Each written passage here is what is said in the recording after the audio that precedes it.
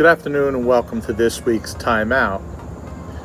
The title of my Time Out this week is simply Stones. On my way to church, they've been doing major road construction.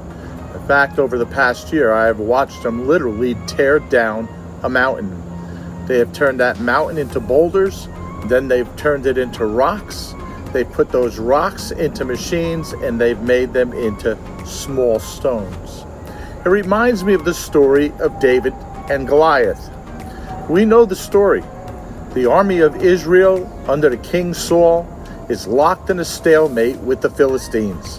The Philistines have a giant who comes out every day and challenges the Israelites to fight him. Just one man to fight him to a duel. But the problem is the giant is 9 feet tall. He has a helmet of bronze that he wears upon his head. He wears a coat of armor that literally weighs about 125 pounds. Added to this, his legs are covered with bronze shields. He is carrying a bronze javelin that is slung over his shoulder. He is brandishing a spear whose head alone, just the tip alone of the spear, weighs 15 pounds. And he has a shield bearer who goes in front of him everywhere he goes. To say the least, he is a formidable foe. Just his size alone, but then the hundreds of pounds of armor. How do you get through that? Where do you strike him that can take him down? He is protected on every side.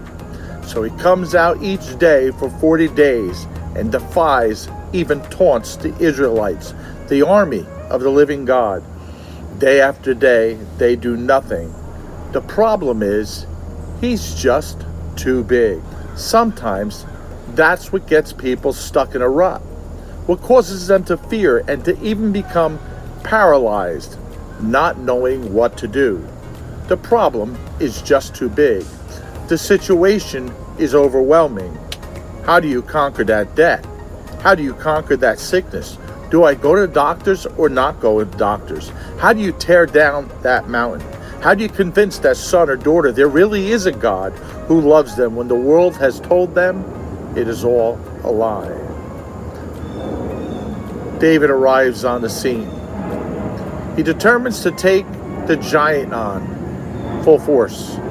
Watch what he does. In 1 Samuel 17:37 says this, "Then he took his staff in his hand, chose 5 smooth stones from the stream and put them in the pouch of his shepherd's bag, and with his sling in his hand, approached the Philistine." It goes on in verse 48 to say, as the Philistine moved closer to attack him, David ran quickly towards the battle line to meet him. Reaching into his bag and taking out a stone, he slung it and struck the Philistine on the forehead. The stone sank deep into his forehead, and he fell down to the ground, and there he died. A formidable foe, a seemingly impenetrable armor, a giant with a defiant spirit versus a teenager and 5 smooth stones that probably didn't weigh a total of a few ounces. But what the giant didn't see, and neither did the Israelites, was the relationship that David had with Jehovah God. David takes that stone, places it in a sling and tosses it, and guided by the living God, it strikes Goliath in the one place he wasn't protected, his forehead. Coincidence? Good aim? Or directed by the hand of God? Listen to me, beloved. There are formidable giants in our lives and in our worlds, but they are not impossible giants, because nothing is impossible with God. There are mountains in our lives and in our world, but they are not indestructible. In fact, all God needs is a smooth stone to take down the biggest giant. A smooth stone and a little faith. This is the thing. You could be a stone in God's hand. I know David picked up the stones, but the truth is, David was the stone. He was the mountain that was immovable because God was behind him. So ask yourself the question, What are the giants in your life that God wants to use you to take down? What are the giants in our world that God wants to use you to take down? Remember, all you need to be is a smooth stone. And in the hands of the living God, nothing will ever be impossible, no matter how big the giant.